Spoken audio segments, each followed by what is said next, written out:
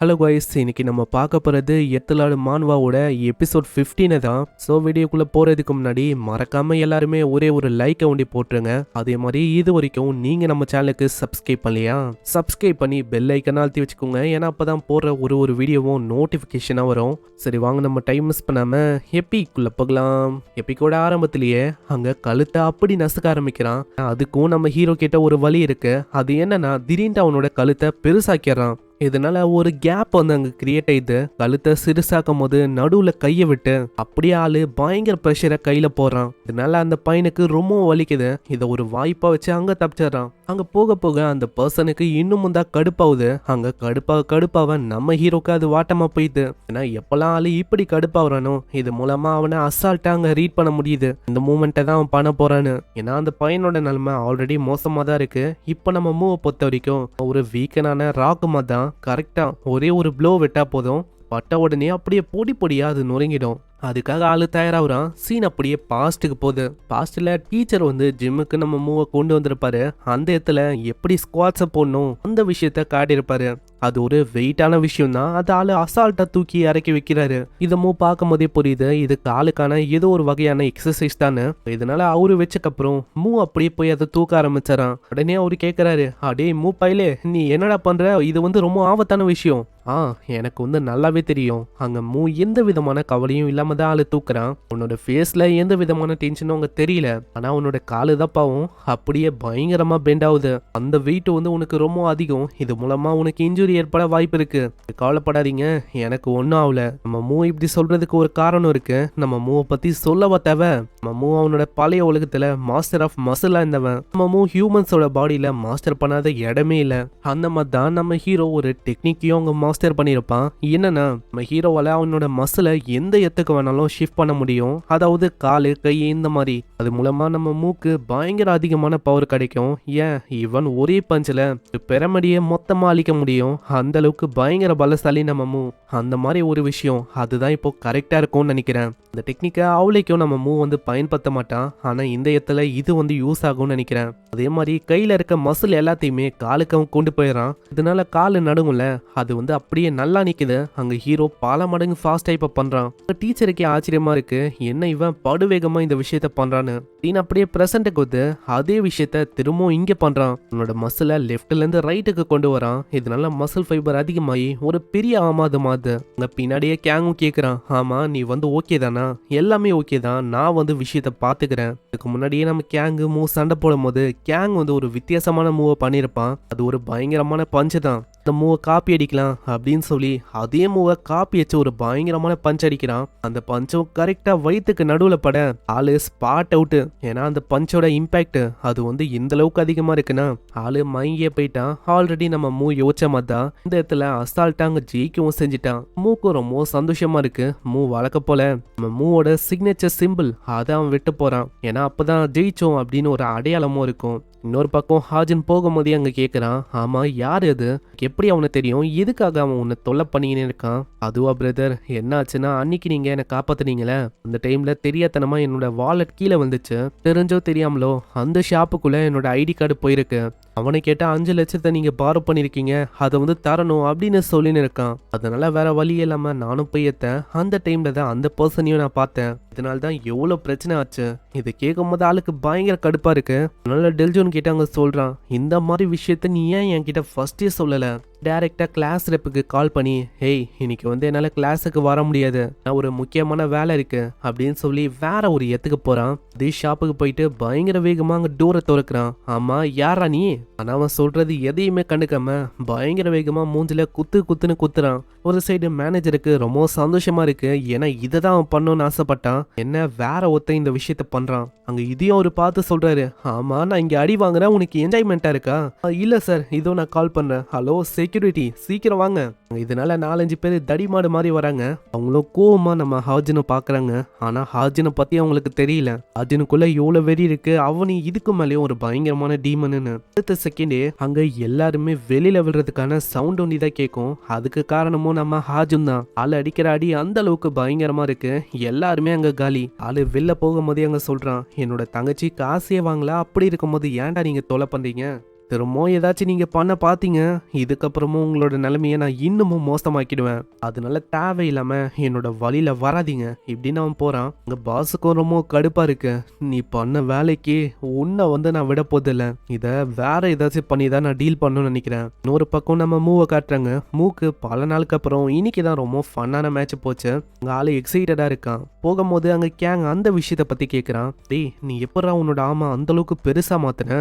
அதாவது ஏதோ உன்னோட மசில்லாம் இன்னொரு பக்கம் வந்த மாதிரி ஃபீல் ஆச்சு. இதுவா, இதை பாரு, இப்படிதான் இந்த மாதிரி நீ பண்ணும்போது மசில் ஃபைபரை ஒரு பக்கத்துல இருந்து இந்த பக்கத்துக்கு கொண்டு வர முடியும். அங்க கேங் எவ்வளவோ ட்ரை பண்றான். ஆனா கேங்குக்கு அங்க எதுவும் வரமா தெரியல. அட, நீ அப்படியெல்லாம் பண்ண வராது. உன்னோட மசில் கூட நீ கம்யூனிகேட் பண்ணணும். உன்னோட மசில் என்ன பேசுது, என்ன சொல்லுது, எல்லாத்தையுமே நீ கேளு. இப்படி பண்ற மூலமா நீயும் மசிலும் ஒன்னாயிடுவீங்க. அதுக்கப்புறம் என்ன, மசில உனக்கேத்த மாதிரி எப்படி வேணாலும் நீ கண்ட்ரோல் பண்ணிக்கலாம். இப்படி பண்ற மூலமா நீ நான் பண்ண விஷயத்த பண்ணலாம். அங்க இவன் சொல்றது வியர்டா இருக்கும், இருந்தாலும் அவனால பண்ண முடியுதுல. யாங்கோ அங்க நிறையவே ட்ரை பண்றான். இப்படி இப்படி வந்துருன்னு. ஒரு சைடு நம்ம டிராகன் யாங்கோ கேக்குது. ஆமா, இந்த மாதிரி ஒரு சீக்ரெட்டான டெக்னிக்க எதுக்கு மாஸ்டர் அந்த மாதிரி ஒரு ஹியூமனுக்கு நீங்க சொல்லித்தரணும்? ஏன்னா ஒரு ஆப்பனண்ட் இல்லையா? பரவாயில்ல யாங், ஸ்ட்ராங் ஆகட்டும். ஸ்ட்ராங்கா இருக்கிற ஆப்பனன் கூட சண்டை போட்டாதான் இன்னமும் ஃபன்னா இருக்கும். அப்படியே போற வழியில அவன் லூசிஃபரை பத்தி யோசிக்கிறான். ஆனா யாங் சொல்லுது, கவலையே பட வேணாம், லூசிஃபரால உங்களை எதுவுமே பண்ண முடியாது. ஏன்னா அவனால வெறுமா உங்களோட பேரியரை கூட உடைக்க முடியாது. அந்த அளவுக்கு ரொம்ப ஸ்ட்ராங்கு. அதுக்குள்ள நீங்க ஸ்ட்ராங் ஆயிடுவீங்க. இல்ல அப்படின்னு சொல்ல முடியாது. அவன் பேரியரை உடச்சிட்டு எத்துக்கு வரவும் வாய்ப்பு இருக்கு. அதனால நான் இப்போதைக்கு ட்ரைனிங்க பண்ணணும், இன்னமும் ஸ்ட்ராங் ஆகணும். ஒரு பக்கம் அந்த கடையோட பாஸ் அவனோட அங்கிள் கிட்ட போய் சொல்றான், இந்த மாதிரி விஷயம்லாம் ஆச்சுன்னு. அங்க அங்கிளுக்காரன் தான் பயங்கரமா கடுப்பாகிறான். அது இந்த மாதிரி விஷயம்லாம் ஆச்சா, நீ வாயை தான் ரொம்ப ஓடுற, ஆனா உண்மையிலேயே உனக்கு செயல்ல எதுவுமே இல்ல. இந்த மாதிரி போச்சுன்னா என்னோட பிசினஸ உன்கிட்ட எப்படி என்னால நம்பிக்கையா கொடுக்க முடியும்? நல்லா யோசிடா. பிசினஸ்ல எப்பயுமே அப்ஸ் அண்ட் டவுன் இருக்கதான் செய்யும். ஆனா அதுக்குன்னு நம்மளோட மனசை தளர விடக்கூடாது. வெறுமா உன்னோட எக்ஸ்பீரியன்ஸ் மாதிரி நீ ட்ரீட் பண்ணிக்கணும்.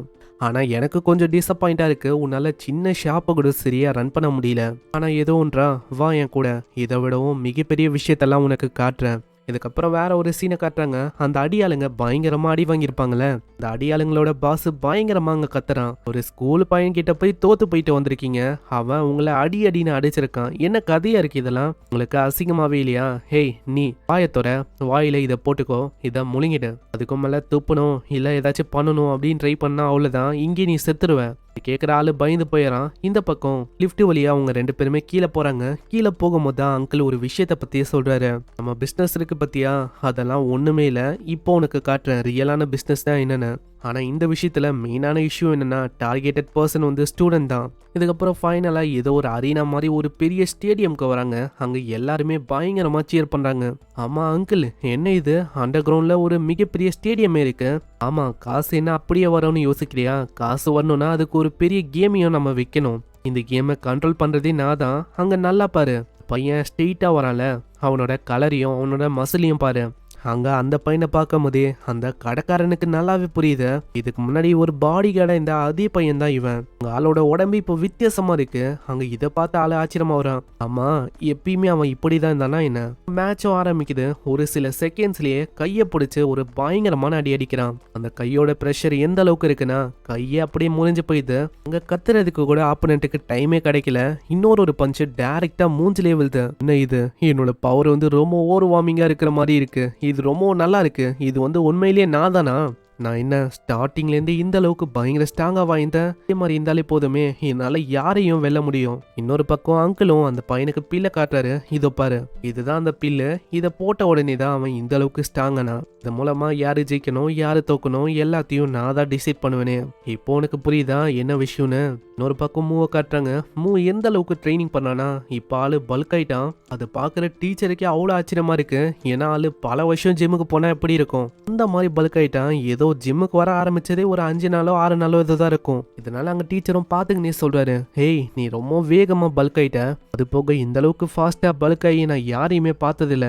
வேற ஏதாச்சும் விஷயத்த தப்பா எடுத்துக்கிறியா என்ன? பாடியை பல்க் ஆக்குறதுக்கான இன்ஜெக்ஷனு அதை மீன் பண்ணி தான் அவரு சொல்றாரு. நம்ம ஹீரோ இன்னமும் வீக்கு அப்படின்னு சொல்றான். அட பைத்தியக்காரா, அப்பனா நீ உண்மையிலேயே அந்த விஷயத்த பண்ணினா இருக்க, அது எந்த அளவுக்கு ஆபத்தான விஷயம் தெரியுமா? அட நான் உங்களுக்கு சொன்ன கேட்கலையா, நான் வீக்கா இருக்கேன். ஏன்னா இது வந்து சுத்தமா பத்தாது. அந்த லூசிஃபர் அவன் ரொம்ப ஸ்ட்ராங்கு. அவனை தோக்கடிக்கணும்னா நான் இன்னமும் ஸ்ட்ராங் ஆகணும். இன்னொரு பக்கம் வரும்போது அங்க கிம் கால் பண்றா. கிம் கால் பண்ணும்போது போன் அங்க வைப்ரேட் ஆகுமா. ஆல்ரெடி நம்ம யாங்குக்கு அங்க கிம் சொல்லி தந்திருப்பா எப்படி போன் அட்டன் பண்ணணும்னு. அதை ஞாபகம் வச்சுட்டு அந்த பச்சை கலர் பட்டனை மேல தூக்குது. அதே மாதிரி போன் அட்டன் ஆயிது. அங்க அழகா அது உட்காந்துக்க. அங்க கிம் பயங்கரமா கத்துறா. அம்மா எங்க இருக்க நீ? நாங்க கடைசியா போன வாரம் பார்த்தேன். அதுக்கப்புறம் நீ ஏங்க என்கிட்ட கொண்டே வரல. இப்ப எங்க இருக்க நீ? மரியாதை சொல்லு. என்ன பத்தி கேக்குறியா? ட்ரைனிங் முடிச்சுட்டு என்னோட ரிசல்ட்டை செக் பண்றதுக்கு நான் போயின்னு இருக்கேன். இன்னொரு பக்கம் அதே பொண்ணுங்களை காட்டுறாங்க. வழக்க போலதான் போன வாட்டி எப்படி ஏமாத்துறாங்களோ இப்பயும் ஏமாத்தி நிறையவே காசு அவங்க எண்ணின்னு இருக்காங்க. அந்த இடத்துல நம்ம மூ வரோம். மூக்கும் என்னன்னு தெரியல. இவங்க 2 பேரை பார்த்தோன்னே ரொம்ப சந்தோஷமா இருக்கு. பொண்ணு யோசிக்கிறான், போன வாட்டி அடிச்சு அடிக்கே இவன் வந்து வரக்கூடாது. எதுக்காக இவன் வந்திருக்கான்? போன வாட்டி அந்த அளவுக்கு ஹார்டா நான் ஹிட் பண்ணலன்னு நினைக்கிறேன். சரி இரு, நான் வந்து விஷயத்த முச்ச வர்றேன். படுவேகமா திரும்ப அதே மாதிரி அங்க ஹிட் பண்றா. அவ்வளவுதான், இந்த வாட்டி ஒரே ஸ்டேக்ல இவன் காலி அப்படின்னு அந்த பொண்ணு யோசிக்கிறான். ஆனா நம்ம மூ அப்படியே லைட்டா தான் பின்னாடி போறான். ஆமா மாஸ்டர், நீங்க வந்து ஓகே தானா? ஆனா நம்ம மூக்கு அது சுத்தமா வலிக்கல. ஆளு பயங்கரமான ஸ்மைல தரான். ஆமா என்ன ஆச்சு? அவனுக்கு ஒண்ணுமே ஆகலையா? நான் போன வாட்டி மிஸ்டேக் பண்ண மாதிரி இந்த வாட்டிலாம் நான் பண்றதுக்கு வாய்ப்பே இல்லை. ஏன்னா அவ தாக்கும் போது என்னோட மசலை நான் எப்பயோ ஸ்ட்ராங் ஆக்கிட்டேன். மூலமா என்னதான் தாக்குனாலும் அது ஒரு கிரிட்டிக்கல் ஹிட்டா அமையாது. என்னமா கண்ணு, இப்போ என்னோட டைம். என்னால என்ன பண்ண முடியும் நான் காட்டணும் இல்லையா? அங்க ஆளு பயங்கர வேகமா பஞ்சஸ் மேல பஞ்சஸ் அங்க விட ஆரம்பிக்கிறான். அந்த பொண்ணால அங்க எதுவுமே பண்ண முடியல.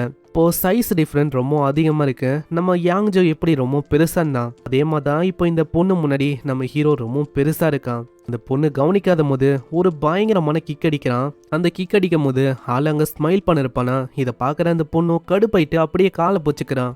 எனக்கு நல்லாவே புரியுது நான் சின்னதா இருக்கேன், அதனால தான் எனக்கு கடுப்பேத்தணும்னு இப்படி நீ வித்தியாசமா பண்ற. அதனை இதுக்கு மேலேயும் நான் உன்னை விட்டு வைக்க போதில்ல.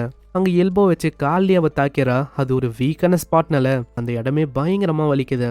ஆனா அதனாலயும் நம்ம மூக்கு அவளிக்கும் பெருசா எதுவும் ஆகல.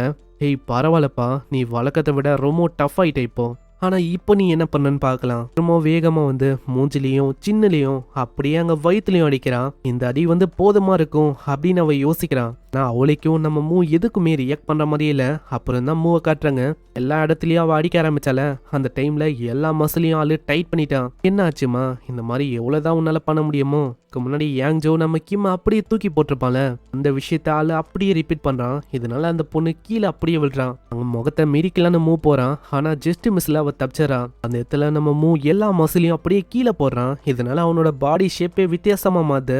மசில் அவன் கீழே போட்டனால வேகம் அதிகமாகுது. அதே வேகத்தோட பாடி ஸ்லாம் இந்த அட்டாக்க பயங்கர வேகமா அந்த பொண்ணு மேல பண்றான். அந்த இம்பாக்ட்னால அப்படியே அவ பின்னாடி போய் விழுறான். பின்னாடி இருக்க அந்த பொண்ணு கேக்குறான், ஆமா நீ வந்து ஓகே தானா, இல்ல நான் வந்து இறங்கணுமா? அவ ஓகே அப்படின்னு சொல்றான். இருந்தாலும் அந்த பொண்ணுக்கு நல்லாவே புரியுது சின்ன பொண்ணு கலைச்சு போயிட்டானே. இதனால எதையும் யோசிக்காம அப்படியே பயங்கர வேகமா கிக் அடிக்கிறதுக்கு வரா. ஹேய், நான் சுத்தமா எதிர்பார்க்கல நீயே களத்துல இறங்கிட்டியோ. நானும் இதுக்காக தான் வெயிட் பண்ணுன்னு சொல்லலாம்.